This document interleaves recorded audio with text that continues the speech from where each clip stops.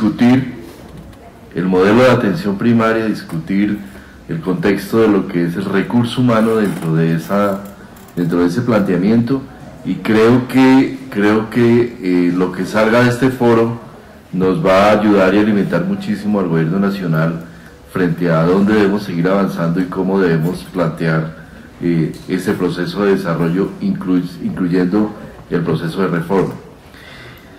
Creo que en primer lugar también en segundo lugar querría decir que el doctor Tovar, con esa excelente exposición, creo que me dejó me ahorró tener que plantear la primera parte de lo que yo iba a decir, y es la justificación de la reforma a la salud. ¿Necesitamos o no necesitamos una reforma?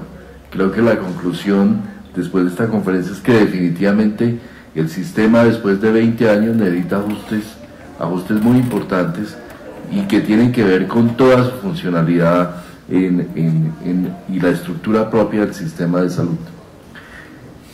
Para empezar, yo venía preparado fundamentalmente para hablar del tema que se me planteó en el programa, que es el del recurso humano en términos y en el contexto de la reforma en salud. Quiero en primer lugar decir algo que me parece importante. La reforma en salud, en temas de recurso humano, tiene varias acotaciones. En primer lugar, la reforma a la salud está acompañada de unas reformas previas, tales como la ley 1164, que planteó ya una visión desde el año 2007 para el desarrollo del recurso humano en el país. En segundo lugar, Colombia es un país único en Latinoamérica desde el punto de vista de la regulación del recurso humano. ¿Por qué? Porque es el único país de Latinoamérica donde el proceso de formación, las decisiones del proceso de dimensionamiento y caracterización de los perfiles hasta la formación misma y la entrada al mercado laboral del recurso humano en salud no depende del Ministerio de Salud, sino depende del Ministerio de Educación. En todos los demás países de Latinoamérica que ustedes ven, ustedes pueden evaluar, las decisiones sobre el recurso humano en salud las toma el sector sanitario. En Colombia es al revés, y eso tuvo un momento histórico por allá al final de los años 70, en la cual se dio esa transición.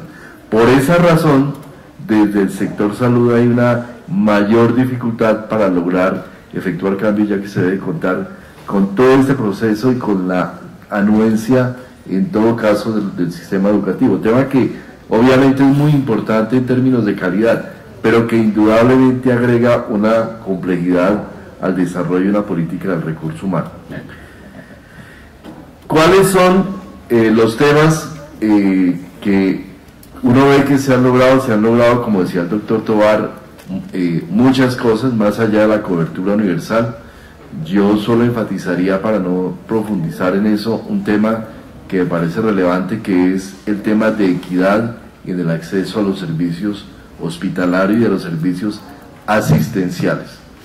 Colombia, cuando uno mira un estudio que terminé precisamente hace unos meses, comparativamente con los otros 5 países más grandes de Latinoamérica, en términos de acceso a servicios, a prestaciones de servicios de salud, el país ha avanzado de una manera muy acelerada, e incluso hay servicios, como los servicios hospitalarios de alta complejidad, en la cual prácticamente cuando uno aplica indicadores de inequidad, un índice de inequidad horizontal, o sea, en condiciones de igual enfermedad, si los pobres o los ricos pueden acceder a los servicios de salud, donde prácticamente la inequidad es cero.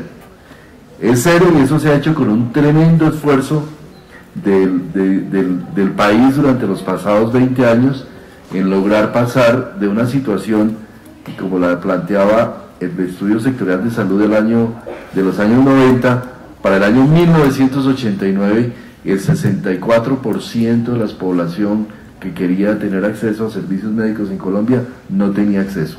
Eso está en el estudio sectorial de salud del año 90. Y este índice era mucho más grave cuando se hablaba de temas como la ruralidad y el acceso entre géneros, cuando la cobertura del aseguramiento social o la cobertura del seguro social solamente se daba principalmente a los trabajadores, a los trabajadores, o generalmente eran, en este caso, hombres, y la cobertura al cónyuge o a la mujer se daba únicamente durante el momento de la maternidad y un año después. Entonces, en ese sentido, no solo en cobertura, sino en equidad había un avance importante. Pero un tema central del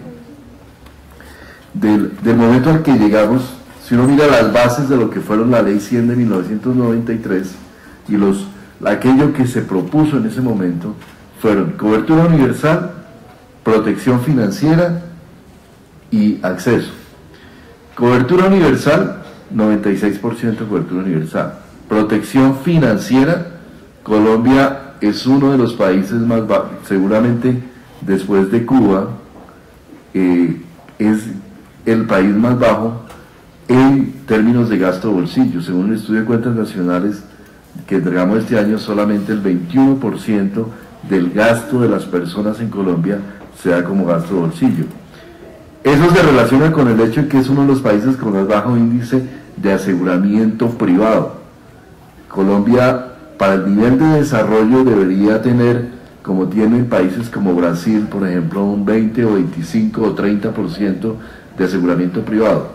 Nosotros tenemos menos de un 10% de aseguramiento privado en el país. ¿Esto qué quiere decir? Que la población colombiana de alguna manera está muy dependiente, muy cargada hacia el aseguramiento social, lo cual tiene unas implicaciones bastante profundas. En ese entorno, ¿cuáles son los problemas que tenemos en el país? Ese es un sistema que ha venido creciendo en la demanda, que ha venido expandiéndose, y que lo que se ha resultado en la prestación de los servicios de salud es esa baja capacidad de respuesta frente a las necesidades de la población y de los usuarios, una debilidad para ajustarse a los cambios generados en la universalización. Si la universalización del aseguramiento no ha venido acompañada de un crecimiento en la cobertura efectiva de los servicios, y la organización del aseguramiento y la prestación ha respondido a incentivos hacia una mayor producción de servicios, pero no necesariamente hacia una mayor integralidad.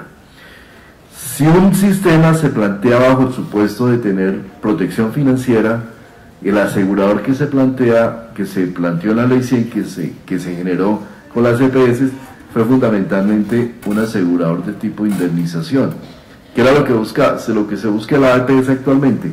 Se le entregan los recursos de salud, se le entregan físicamente, y la EPS hace unos contratos y empieza a pagar servicios a las diferentes entidades de la red que conforme en la medida que se van presentando estos servicios. Esto en la realidad, en la práctica, es lo que se llama un seguro de indemnización, donde, dado el siniestro, dado el evento, como planteaba el doctor Tovar, lo que hace finalmente el asegurador es ir pagando detrás los eventos que se generan. Pero el asegurador, la EPS, tiene el control de los recursos financieros, tiene la liquidez.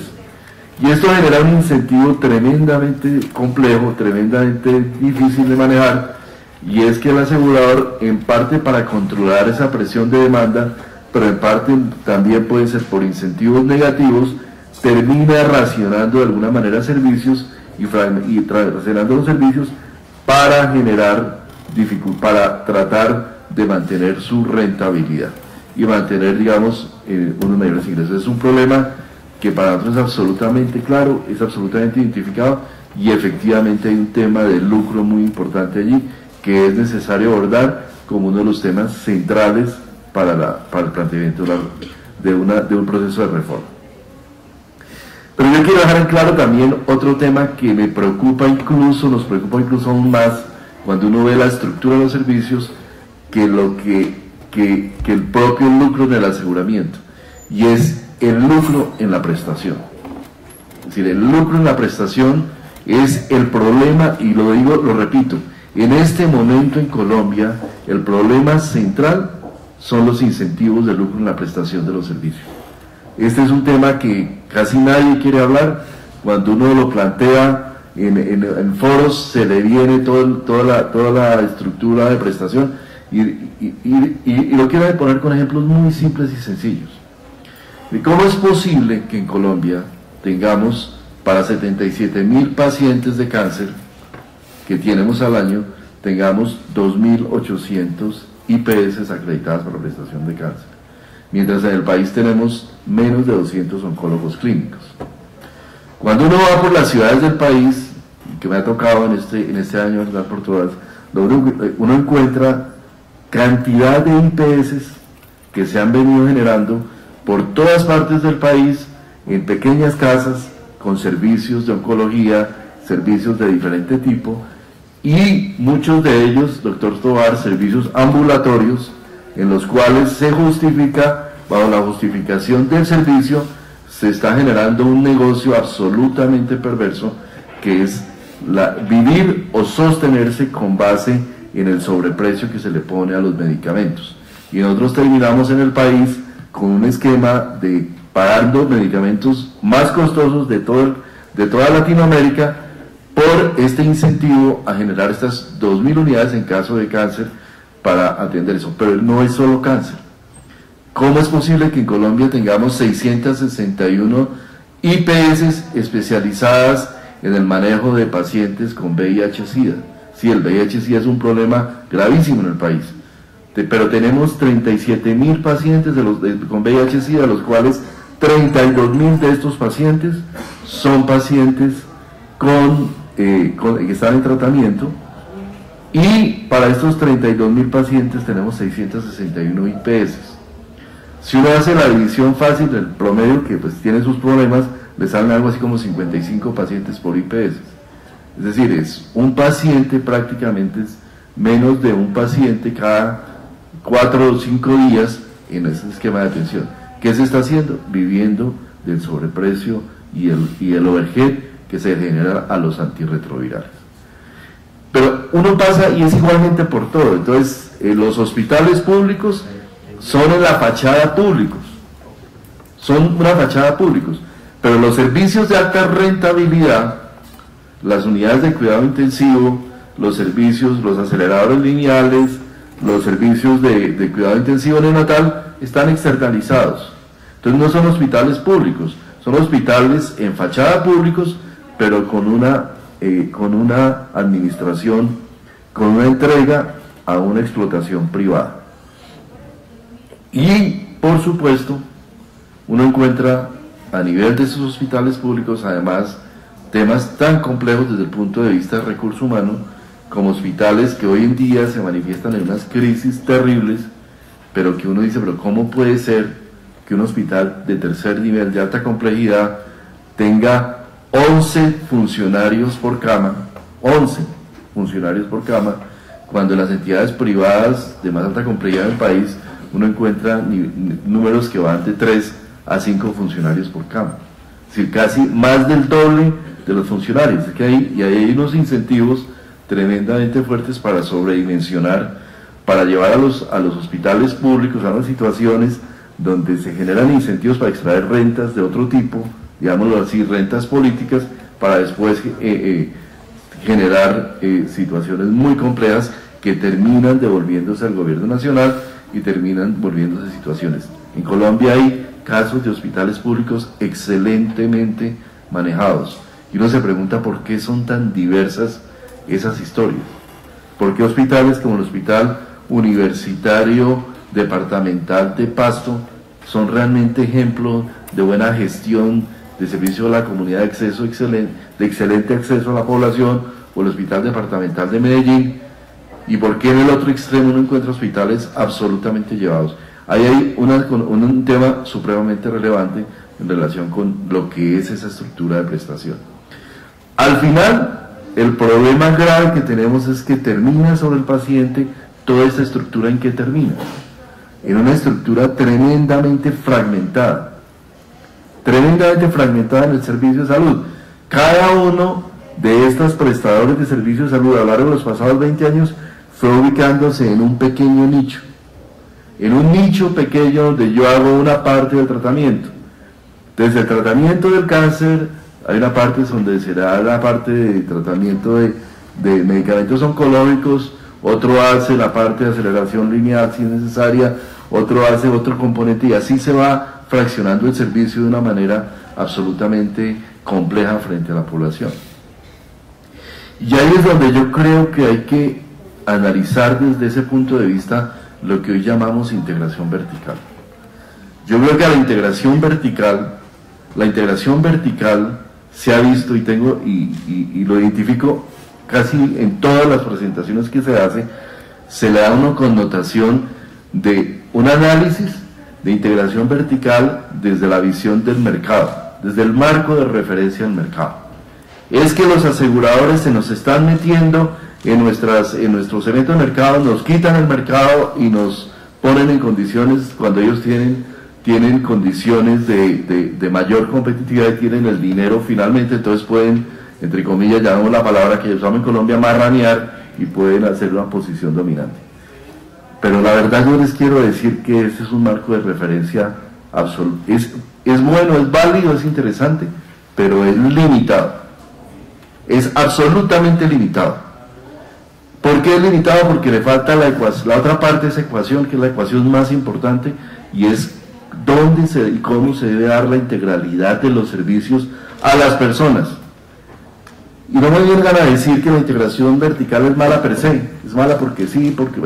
Cuando me dicen es mala per se, yo pienso, hombre, esta persona está posicionada en un interés económico, en un interés de mercado tremendamente válido, pero que yo tengo que tener la suficiente perspicacia para situarlo allí. En el mundo hay ejemplos de sistemas completamente integrados que son tremendamente eficientes. Y les pongo el ejemplo del más famoso, Kaiser Permanente.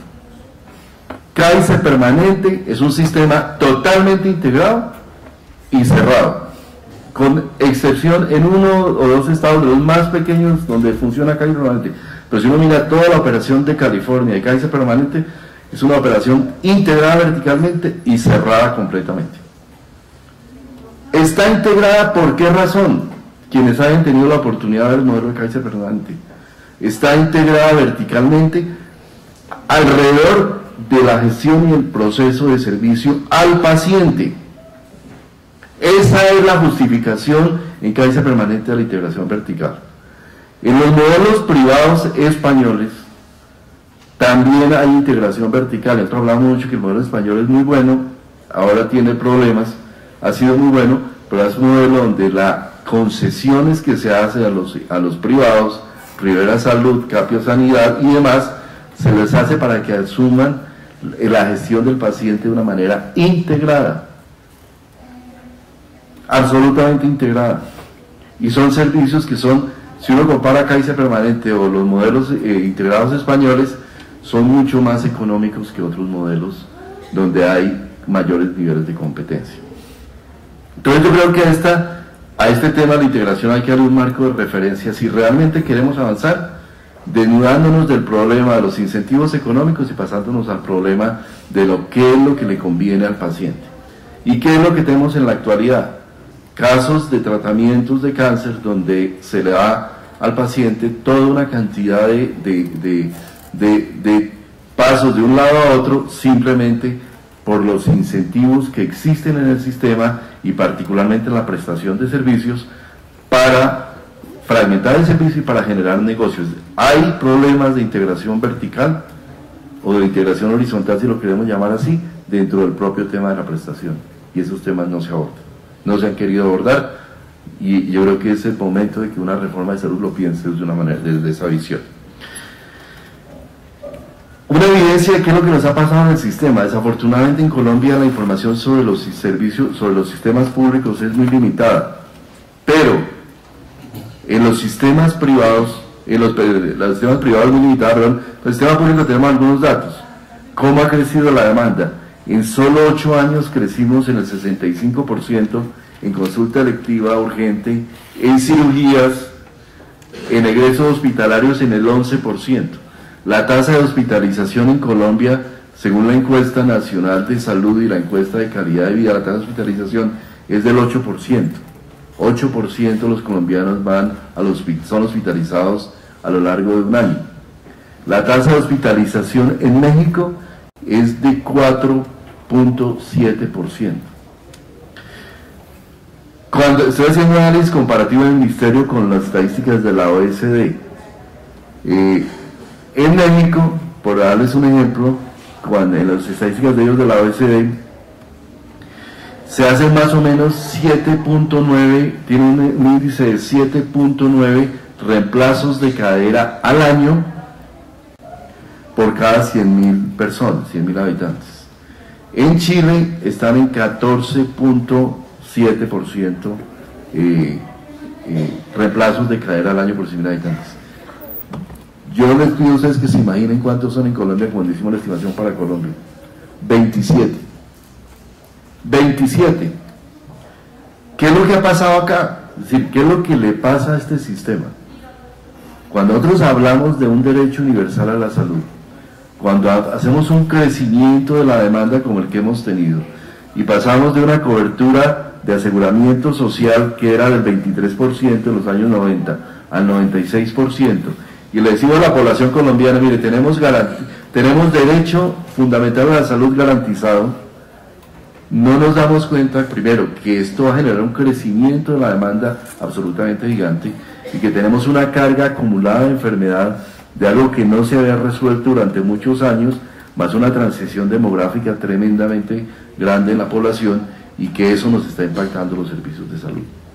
Por eso terminamos en un sistema de salud que está absolutamente congestionado en los niveles de alta complejidad, absolutamente centrado allí, y con mucha poca capacidad resolutiva en los primeros niveles de atención. Esas son los indicadores de producción a través de los años. Como ustedes los ven, realmente hay crecimientos de más del 50%. La consulta en estos de 2002 al 2010 nos creció prácticamente en una proporción como de más del 40%. Y tenemos incentivos también absolutamente negativos. Si uno mira, por ejemplo, las tasas de hospitalización, las tasas de cesárea en el país, hay tasas de cesárea que son tremendamente preocupantes. En el caso de Colombia, tasa de cesárea en el ámbito privado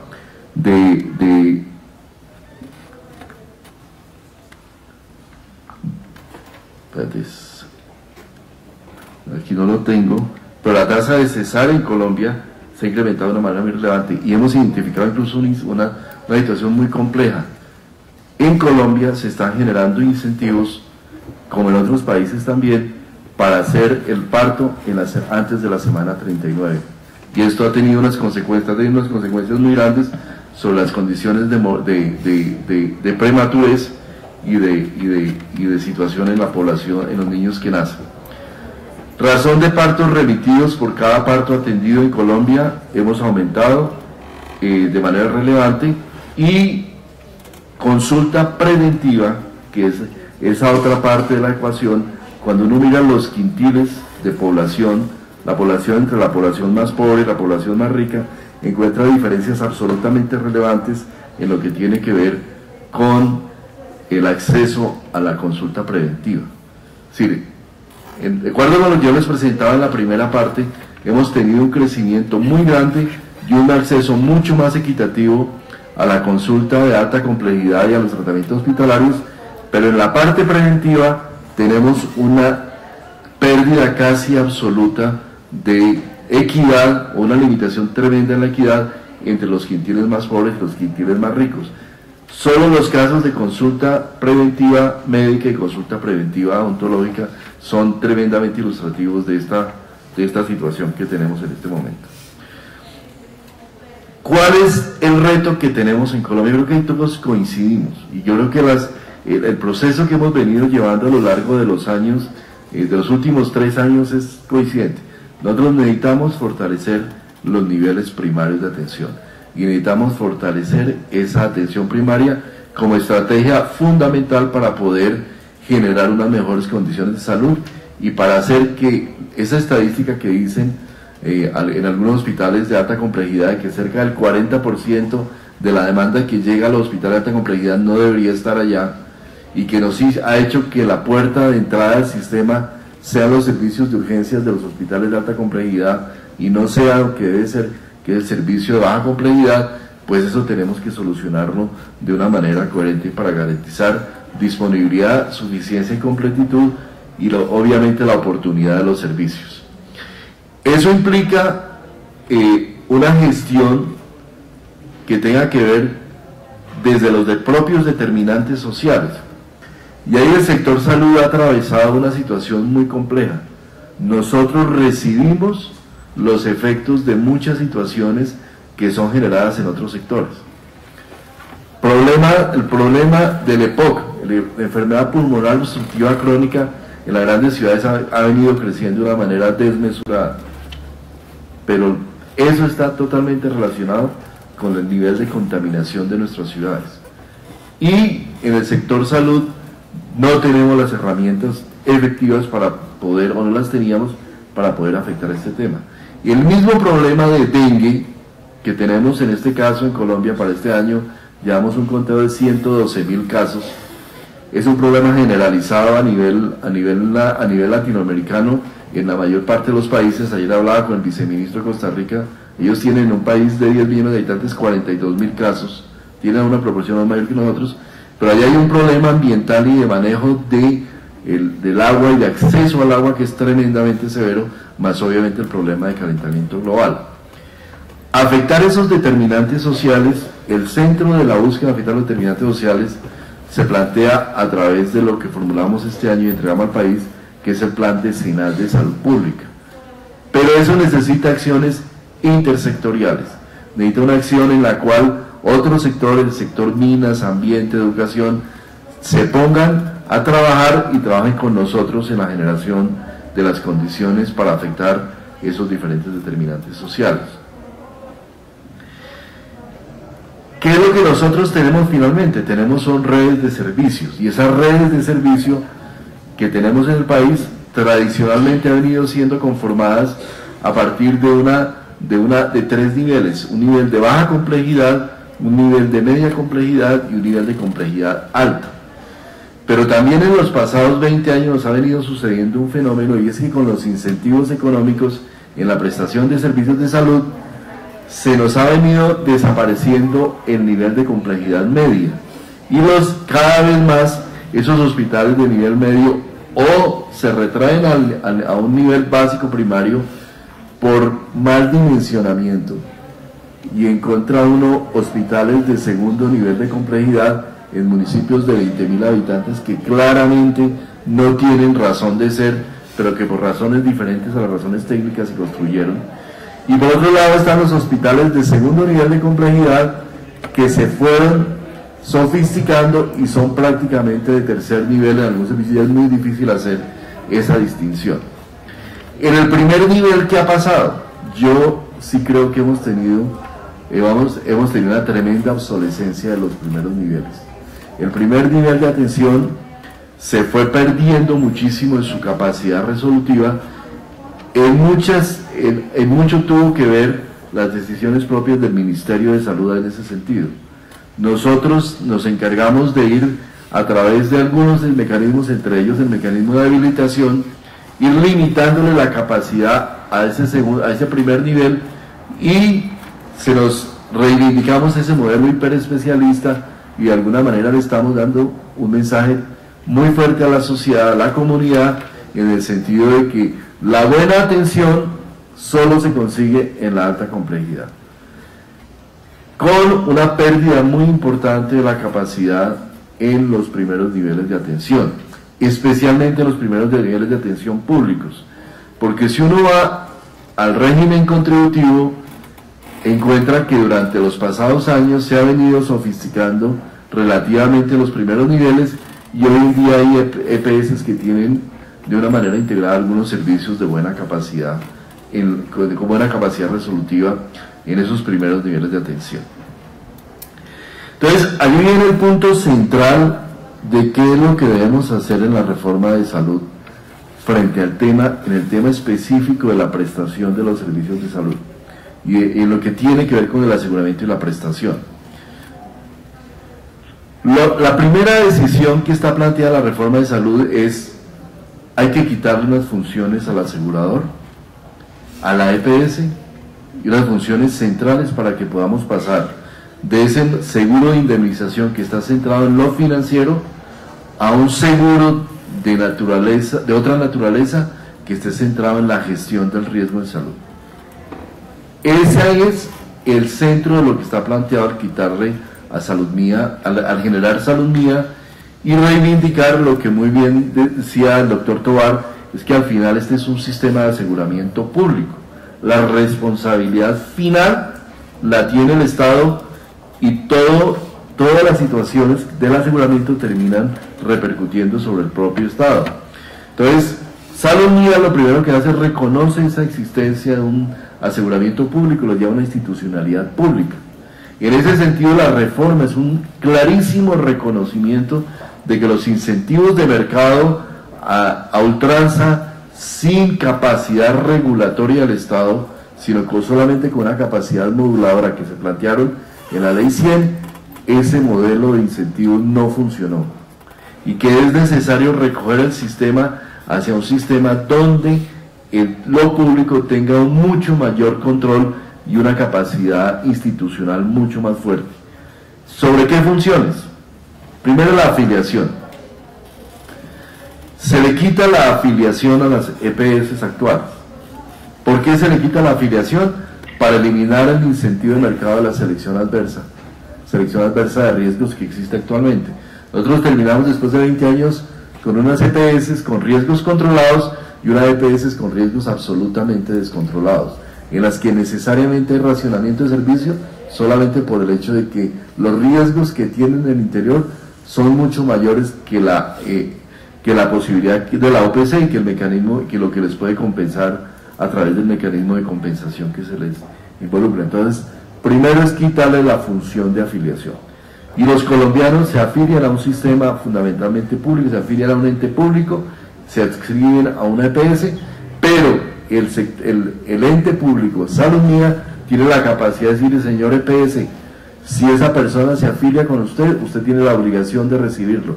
Y no lo que pasa ahora, que la EPS dice, no, usted tiene más de 65 años, usted debe tener un riesgo muy alto, yo a usted no lo afilio, mejor váyase para otra EPS o yo le cierro la puerta.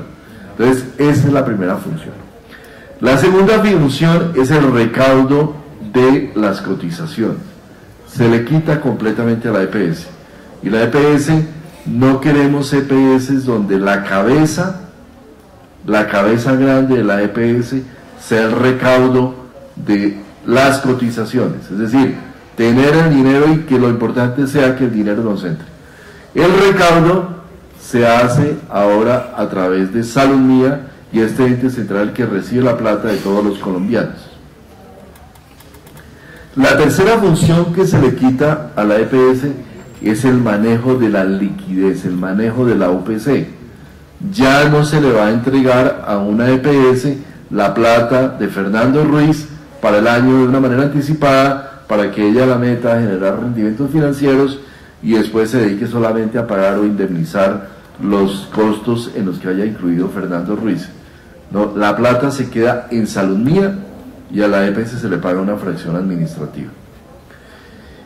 Y la última función que se le quita a la EPS es la función de giro a las IPS, eso para solucionar el problema, ayudar a solucionar el problema de cartera, en la que por esos incentivos se da el incentivo de retención de la liquidez y no pago a los prestadores de servicios de salud. ¿Qué se le deja como funciones a la EPS? La función de conformar su red, pero conformar su red sobre una base ajustada y regulada. No es que yo conformo mi red como yo quiera. La red se conforma en 2 etapas, de aquí se conformaría en 2 etapas. Una primera etapa en lo que llamamos el área de gestión sanitaria, ese modelo territorial define cuáles son los prestadores que hay y cuáles son los prestadores que deben tener una red, deben estar integrados en una red. Es decir, primero se dice dónde están los prestadores, quiénes son los que están en este ámbito territorial, cuáles son los mínimos que debe tener una EPS y a ese momento sí la EPS puede entrar a conformar su red. Y se le deja la función de comprar servicios de salud o de contratar los servicios de salud, de hacer contratos para tener los servicios de salud en los diferentes niveles de complejidad. ¿Esto hacia qué lleva? Hacia que la EPS se vuelva su función misional, no sea el manejo de los recursos financieros y el pago de las indemnizaciones, sino sea fundamentalmente trabajar sobre la salud de las personas. Es decir, su rentabilidad, su pago va a estar relacionado con la posibilidad de obtener salud y de generar salud, y no de trabajar únicamente sobre el tema de la enfermedad. ¿Esto cómo se hace? A través de incentivos como el pago por desempeño, en el cual, para poner un ejemplo, si una EPS a una mujer de 35 años no le ha hecho lo que el ministerio le requiere que deba tener en términos de exámenes de tamizaje para control de cáncer cervicuterino, si no lo hace, se le descuenta en ese pago por desempeño lo que no hizo y no se le pagaría, se le somete a un régimen de multas por no hacer las actividades que debe hacer. ¿Por qué eso? Porque alguien, como muy bien decía el doctor Tovar, alguien tiene que controlar y seguir a los pacientes desde la nominalidad de quién es, qué se enferma, cuáles riesgos tiene. ¿Quién lo debe hacer? Muchas personas dicen, no, en un sistema público lo debe hacer el gobierno, pero yo les quiero decir, mire, es imposible desde un ente central llamado Salud Mía, ubicado en Bogotá, hacer gestión de riesgo de la población. Eso es imposible, eso no es factible. Necesitamos un nivel medio, un nivel de articulador que tenga la capacidad de hacer esa gestión de riesgo. Y ese es el rol principal de ese gestor de riesgo en salud. Que en una función puede ser asegurador con función, pero cuya función de aseguramiento se centra en la gestión del riesgo de salud de las personas. En seguir las personas, anticipar los riesgos, identificar los riesgos, anticipar los eventos y aquellos que ya estaban enfermos, hacer el manejo de la enfermedad. Ese es un modelo muy similar al que existe en otras partes, tales como el del mismo Kaiser permanente, en la cual hay seguimientos y hay incluso poblaciones asignadas a los prestadores para prestar dichos servicios de salud. Eso es totalmente diferente en lo que a la EPS actual. Por eso quiero dejarlo muy en claro frente a este argumento de que no, que los gestores son las EPS con otro nombre. No son las EPS con otro nombre. Un asegurador que no tiene el manejo de los recursos financieros, su función central cambia y se le plantea esa función central de la gestión de riesgo en salud. Después viene el tema, obviamente también hay unas funciones de gestión de la oferta a través de los canales de acceso, la prestación de servicios, procedimientos para derivación oportuna y gestión tecnológica. ¿Por qué le dejamos esa función de gestión del primer nivel de atención? ¿Por qué se deja esa integración? Básicamente desde el punto de vista de la estructura de servicios.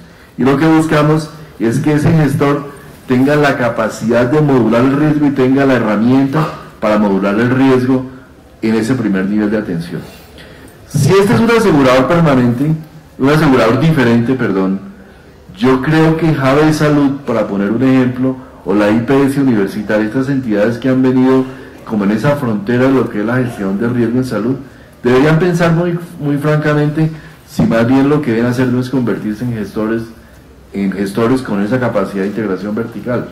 Tienen la mayor capacidad de manejo de información, tienen la mayor manejo de los protocolos de medicina, de atención en salud y de control de riesgos. ¿Por qué no pueden transformarse en gestores? Yo creo que esa es la función natural de una entidad como Jave Salud o como la IPS universitaria, y yo creo que ya lo están haciendo en mucho de esa función. Al contrario, me parece que las EPS actuales, cuya estructura está solamente en el manejo de liquideces, esas estructuras no van a tener la capacidad en el corto plazo de transformarse de una manera eficaz en lo que son gestores de riesgo. Entonces yo creo que aquí se abre un nuevo espacio para tener una nueva visión de gestores. ¿Cuál es la estructura de prestación de servicios que plantea? Mire, nosotros estamos planteando en la ley un modelo único de prestación, que es este que está planteado allí. Y le estamos dando al gobierno, al Ministerio de Salud, la capacidad de definir modelos de atención. Y no hablamos de un modelo único de atención. ¿Por qué? porque en Colombia hay una tremenda diversidad y los modelos de atención tienen que variar de acuerdo a las características regionales. Entonces, un modelo de atención para Bogotá no puede ser el mismo modelo de atención para Guainía. En Bogotá los partos tienen que ser todos institucionales, en Guainía no tienen que ser institucionales. En Guainía los partos tienen que ser atendidos por otro tipo de personal de salud. En Guainía el recurso humano y la estructura central que estén recibiendo los puestos de salud a las personas tiene que estar orientada fundamentalmente al control de los principales riesgos que hay en esa región. Y por ejemplo, el microscopista es central en Guainía o en el Baupés. Allá el microscopista, la persona que identifica el paludismo y le da tratamiento al paludismo, es el eje central del servicio de salud. Igual es la partera. Entonces los modelos de atención tienen que variar de una manera importante de unas regionales. En la atención del cáncer, uno puede hablar de modelos centralizados para la atención de cáncer en Bogotá, en Medellín, en Cali, Barranquilla y pare de contar. En el resto del país tienen que ser modelos integrados de diferentes EPS en los cuales el modelo de atención puede variar de una manera importante. Pero el modelo de prestación sí tiene que ser único, y la propuesta básicamente de ese modelo de prestación es una estructura donde esté un prestador primario y los prestadores complementarios.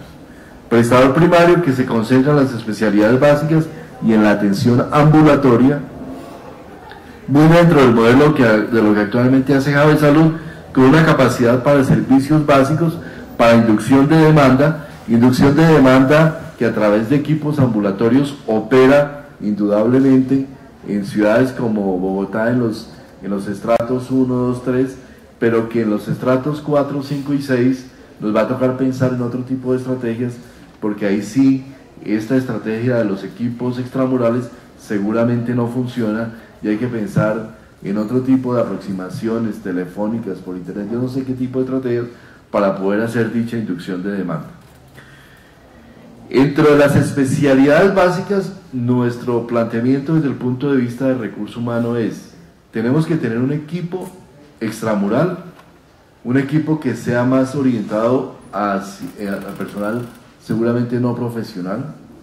Hemos tenido experiencias en el país donde hay que evaluarlas profundamente, donde se ha invertido mucho dinero y no pareciera haber toda la resolutividad que uno esperaría, donde hay efectivamente equipos extramurales que salen, pero los médicos que están en el equipo extramural le cuentan a uno que a veces no encuentran la resolutividad al interior de la institución. Entonces se hace inducción de demanda, pero no hay respuesta institucional, y eso puede ser incluso más grave que la propia actividad de inducción de demanda.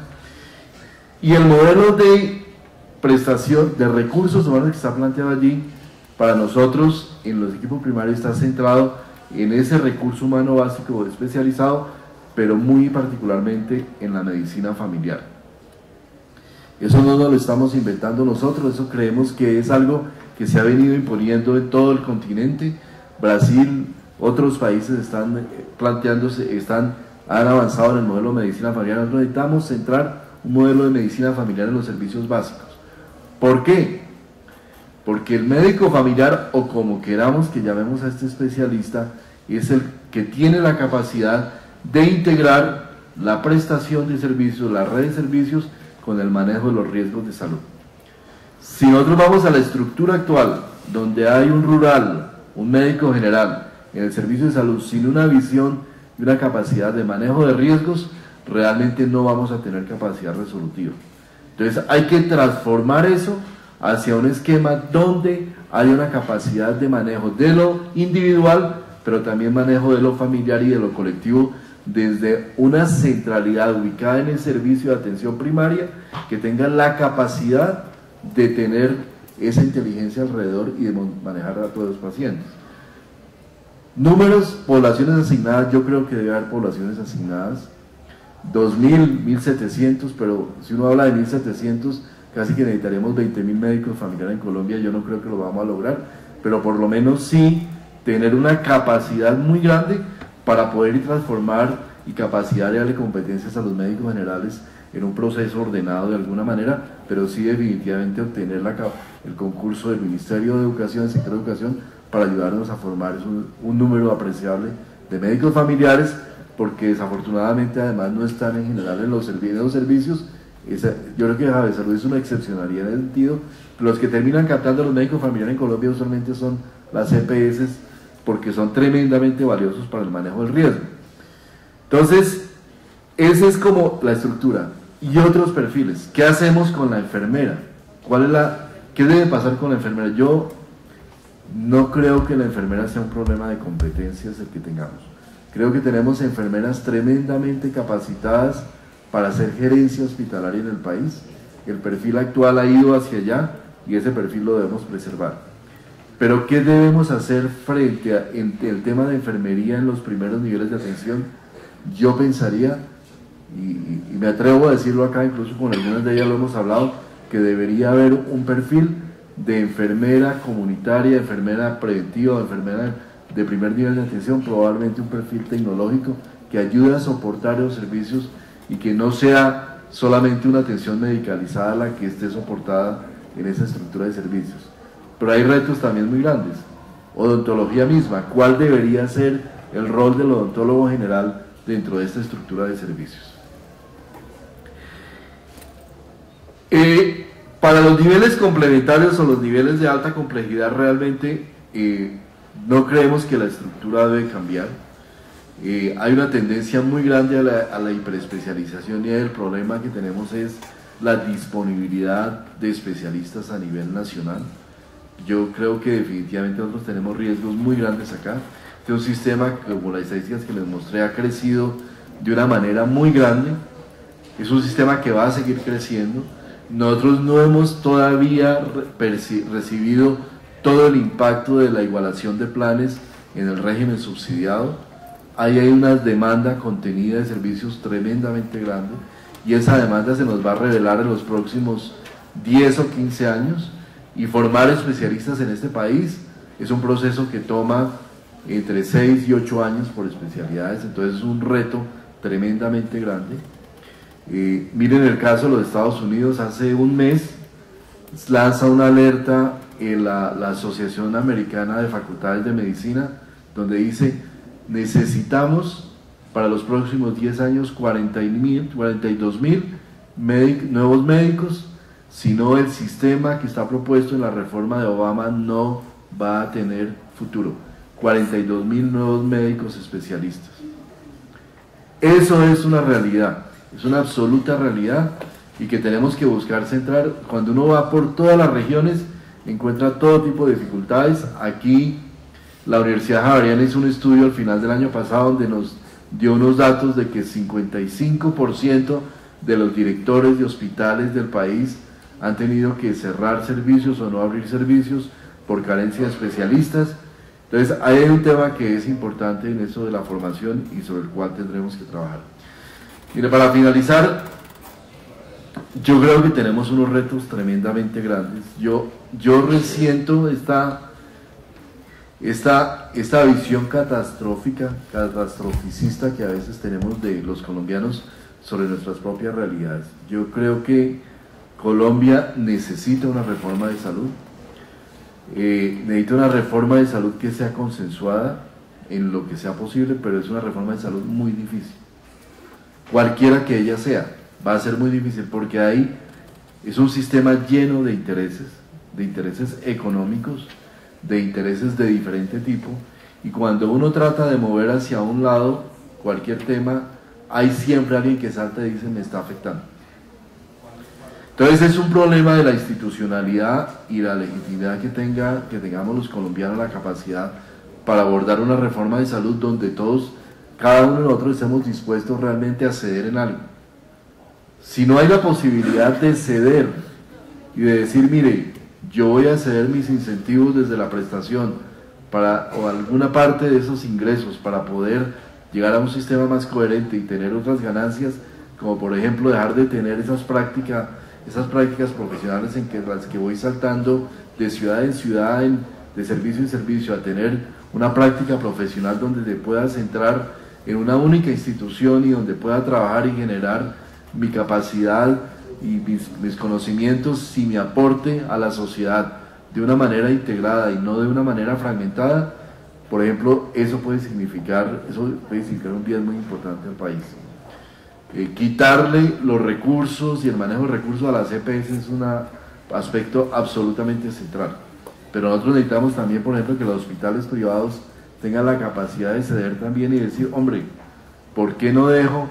No tengo la capacidad de tener el negocio entre comillas de los primeros niveles de atención, ni esa es mi labor misional. Cuando tenemos una demanda muy grande de servicios de alta complejidad, pues dejemos que se estructure una nueva visión de lo que son los servicios de baja complejidad en el país. Sin esa capacidad de mirar el sistema con un poco de grandeza y un poco de capacidad para entregarle al país a un tema diferente, realmente no vamos a poder evolucionar y probablemente el sistema va a terminar involucionando en situaciones muy complejas en el muy corto plazo. Muchas gracias.